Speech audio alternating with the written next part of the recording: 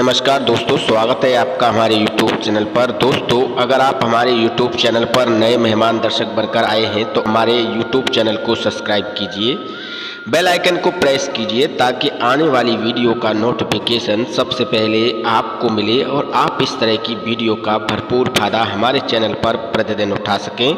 दोस्तों, हम अपने चैनल पर आपके लिए मोटिवेशनल वीडियो व प्रसंग लेकर हाजिर होते हैं और हम ये कोशिश करते हैं कि आपका ज्ञान हमारी वीडियो से निरंतर इसी तरह बढ़ता रहे और आप हमारे चैनल पर इस तरह की ज्ञानवर्धक वीडियो व प्रसंग देखते रहें। दोस्तों, आज का जो प्रसंग है काफ़ी मोटिवेशनल है, काफ़ी प्रेरणादायक है और मैं उम्मीद करता हूँ कि आप इस प्रसंग से ढेर सारा ज्ञान अर्जित करेंगे, ढेर सारी प्रेरणा लेंगे। दोस्तों, देर न करते हुए वीडियो शुरू करते हैं। आप हमारे साथ वीडियो के लास्ट तक बने रहिए, तभी आपको सभी चीज़ें समझ में आएंगी। दोस्तों, काफ़ी समय प्राचीन समय पहले की बात है, माँ लक्ष्मी भगवान विष्णु से मिलने के लिए जाती हैं। तभी रास्ते में उनकी नज़र पृथ्वी लोक पर पड़ती है और पृथ्वी लोक पर वो देखती हैं कि दो औरत विधवा का जीवन जी रही थीं और एक औरत अपने पति के साथ काफ़ी सुखमयी जीवन जी रही थी, काफ़ी आनंद से अपना जीवन जी रही थी। तभी वो भगवान विष्णु जी के पास जाकर कहती हैं माँ लक्ष्मी कि हे प्रभु, मुझे अपने एक प्रश्न का जवाब चाहिए। तब भगवान हरि नारायण जी ने कहा कि बताओ क्या प्रश्न है आपका। तब माता लक्ष्मी ने कहा कि जब मैं पृथ्वी लोक से आ रही थी तब मेरी नज़र दो औरतों पर पड़ी, जिसमें से एक औरत विधवा का जीवन जी रही थी, दूसरी उसकी एक सहेली थी, वो भी विधवा का जीवन जी रही थी, और तीसरी जो सहेली थी वो अपने पति के साथ सुखमयी और आनंदमयी तरीके से जीवन जी रही थी। प्रभु, मैं इसे लेकर काफ़ी परेशान हूँ और काफ़ी उत्तेजित हूँ और मैं आपसे पूछना चाहती हूँ कि ऐसा क्यों हुआ। और मेरे 3 प्रश्न और हैं। पहला प्रश्न, कौन सी स्त्री अपना विधवा का जीवन जीती है और समय से पहले वो विधवा हो जाती है। मेरा दूसरा प्रश्न है, कौन सी स्त्री को कभी सुख नहीं मिलता। और प्रभु, मेरा तीसरा प्रश्न है कि कौन सी स्त्री मांगने पर अपने पति को वो चीज़ नहीं देती। ऐसे 3 प्रश्न मेरे दिमाग में हैं जिनसे आप मुझे संतुष्ट करने की कृपा करें। प्रिय दर्शकों, भगवान हरि नारायण प्रसन्न होकर मुस्कुराकर जवाब देते हैं कि लक्ष्मी, आप चिंता न करें, मैं आपको पूरी तरीके से संतुष्ट करने की कोशिश करूंगा और मैं एक कहानी के माध्यम से तुम्हें ये समझाने की कोशिश करूंगा कि कौन सी स्त्री समय से पहले विधवा हो जाती है और कौन सी स्त्री अपने पति के साथ सुखमयी और आनंदमयी जीवन बिताती है। प्रिय दर्शकों, भगवान हरि नारायण एक कहानी शुरू करते हैं। प्राचीन समय में एक नगर में एक राजा राज्य किया करते थे। उस राज्य में उनका एक ईमानदार नौकर था और उस नौकर की पत्नी जो थी वो काफ़ी सुंदरी थी, काफ़ी अच्छी स्त्री थी और अपने पति का काफ़ी ख्याल रखती थी और वो एक पतिव्रता औरत थी और वो अपनी पत्नी का गुणगान सभी से किया करता था। एक दिन वो राजा से भी इस बात का गुणगान कर रहा था और राजा कहता है कि हमने सुना है कि तुम सभी से ये कहते फिरते हो कि तुम्हारी पत्नी पतिव्रता है। तभी वहाँ भी एक मंत्री भी था राजा का मंत्री कहता है कि प्रभु, अगर मैं इसकी पत्नी का पतिव्रत धर्म खंडित कर दूं तो आप मुझे क्या इनाम देंगे और इसे क्या इनाम देंगे। तब वो नौकर कहता है कि अगर तुम मेरी पत्नी का पतिव्रत धर्म खंडित कर दोगे तो मैं फांसी पर चढ़ जाऊंगा और राजा मुझे फांसी पर चढ़ा दें, मुझे फांसी की सज़ा दे दें अगर तुम ऐसा करने में सफल हो गए तो। प्रिय दर्शकों, राजा के मंत्री में और उस नौकर में शर्त लग जाती है।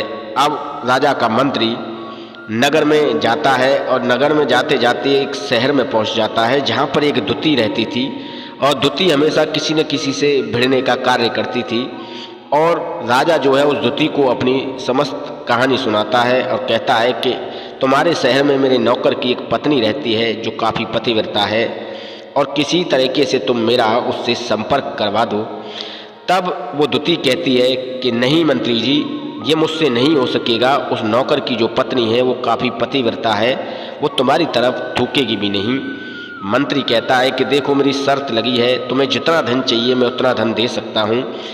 तुम ऐसा करो, उससे अगर मेरा संपर्क न करा सको तो उसकी एक कटारी और पटका है जो नौकर ने राजा के दरबार में बताया था मंत्री से कहा था कि अगर तुम मेरी पत्नी का पटका और कटार लाकर दे दोगे तो मैं मान जाऊंगा कि तुमने मेरी पत्नी का पतिव्रत धर्म जो है खंडित कर दिया है।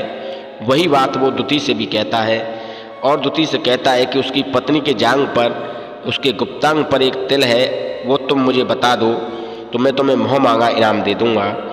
इस बात को सुनकर द्वितीय आश्चर्य में पड़ जाती है और कहती है कि ठीक है, मैं आपका कार्य अवश्य पूरा करूंगी। अगले दिन द्वितीय सज संवर कर उस नौकर की पत्नी के यहाँ पर पहुँच जाती है और कहती है कि मैं तुम्हारे पति की बुआ हूँ और काफ़ी समय बाद मैं यहाँ आई हूँ। तब वो उस नौकर की पत्नी कहती है कि मैंने तो आपको कभी देखा नहीं। तब वो उस द्वितीय कहती है कि देखती कहाँ से, मैं काफ़ी समय बाद आई हूँ। तो द्वितीय जो थी वो उसके घर पर ठहरने के लिए जाती है।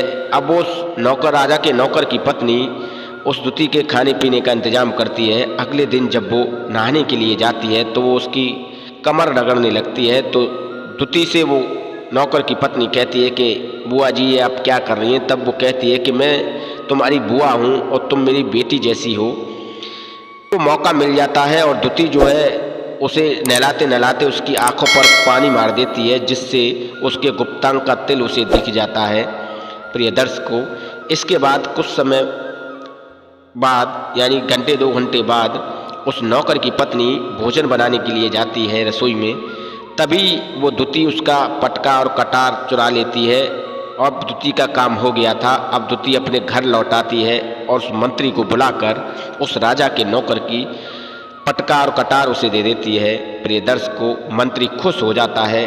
अगले दिन दरबार लगाया जाता है। अगले दिन राजा का जब दरबार लगाया जाता है तो मंत्री उस पटका और कटार को वहाँ पर पेश करता है और कहता है कि मैंने तुम्हारे नौकर की पत्नी का धर्म खंडित कर दिया है, पतिव्रत धर्म जो है वो खंडित कर दिया है।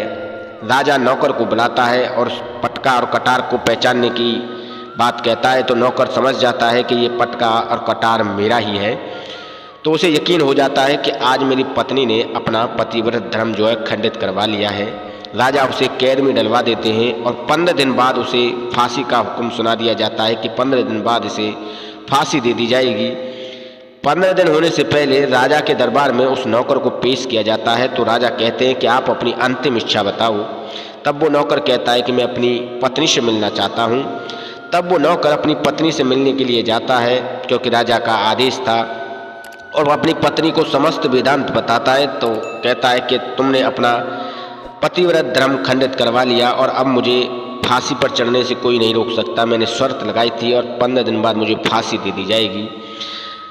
उस नौकर की पत्नी उसे काफ़ी तरीके से समझाने की कोशिश करती है पर उसे विश्वास नहीं होता है और वो फिर राजा के दरबार में पेश होता है, जहाँ से राजा उसे फिर अपनी कैद में डलवा देते हैं। उस नौकर की पत्नी अपने परम पिता ईश्वर को याद करती है और ईश्वर को याद कर अपना भेष बदल कर राजा के दरबार में पेश होती है और राजा से कहती है कि मैं अपना नाच आपको दिखाना चाहती हूँ, मैं काफ़ी अच्छी नृत्यिका हूँ। राजा लोग जो थे वो नाच गाने के शौकीन थे तो वो अनुमति दे देते हैं और कहते हैं कि दरबार लगाया जाए और इसके नृत्य की व्यवस्था की जाए। तब दरबार लगाया जाता है और सभी व्यवस्था उसके लिए की जाती हैं। नृत्य काफ़ी अच्छा किया था। तो राजा उस लड़की से कहता है, उस औरत से कहता है कि हम तुम्हें मुँह मांगा इनाम देंगे, बताओ क्या चाहती हो। तब उस नौकर की पत्नी जो भेष बदल कर आई थी वो कहती है कि आप मुझे मुँह मांगा इनाम देंगे, मैं जो चाहूँगी वही होना चाहिए। राजा वचन दे देते हैं। तब वो कहती है कि आपकी सभा में मेरा एक चोर है, उसने मेरा कुछ सामान चुराया है और मैं चाहती हूँ कि आप उसे फांसी की सज़ा दें। राजा वचन दे देता है। तभी वो स्त्री जो नौकर की पत्नी थी वो उस मंत्री की तरफ इशारा करती है कि यही है मेरा चोर, इसने मेरा कुछ रुपए चुराए हैं। तब उस जब नौकर की पत्नी ये कहती है तो राजा उस मंत्री को खड़ा करते हैं और उसे पहचानने के लिए कहते हैं। तो राजा से वो मंत्री मना कर देता है कि महाराज, इस औरत को मैंने अब तक कभी नहीं देखा, मैं इस औरत को जानता तक नहीं, ये कौन है, तो मैंने भला चोरी कहाँ से कर ली। तब जो है राजा कहते हैं कि बताओ आप कैसे प्रमाणित करोगी कि इसने आपकी चोरी की है। तब वो पटका और कटार लाने के लिए कहती है।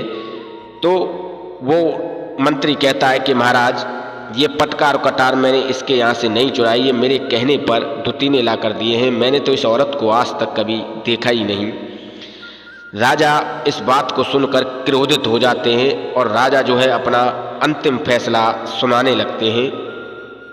प्रिय दर्शकों, जब राजा अपना फैसला सुनाते हैं तो राजा उस मंत्री को फांसी की सजा का हुक्म देते हैं और अपने उस नौकर को रिहाई का हुक्म दिया जाता है। अब वो नौकर अपनी पत्नी के साथ सुखमयी और आनंदमयी तरीके से अपना जीवन जी रहा था और उस राजा ने अपने मंत्री को निर्धारित समय के अनुसार फांसी दे दी जाती है। यानी कि राजा के आदेश के अनुसार उस मंत्री को फांसी देने का हुक्म तैयार कर दिया जाता है और उसे फांसी दे दी जाती है। प्रिय दर्शकों, अब भगवान हरि नारायण माता लक्ष्मी से कहते हैं कि आपके 3 प्रश्न थे, अब मैं 3 प्रश्नों के जवाब देता हूँ। पहला प्रश्न आपका ये था कि कौन सी स्त्री समय से पहले विधवा हो जाती है और वो विधवा का जीवन गुजारती है। तो सुनो, जो स्त्री अपने पति का नाम अपनी जबान से लेती हैं उनके पत्नी की आयु कम हो जाती है और उनकी जो पत्नी होती हैं वो विधवा का जीवन गुजारती हैं। कभी भी किसी स्त्री को अपने पति का नाम अपने मुंह से नहीं लेना चाहिए। जो स्त्री ऐसा करती हैं उनके पति की जल्दी मृत्यु हो जाती है और वो अंत में अपना जो है विधवा के रूप में अपना जीवन गुजारती हैं। प्रिय दर्शकों, दूसरा सवाल था माता लक्ष्मी का कि कौन सी स्त्री को जीवन में सुख नहीं मिलता।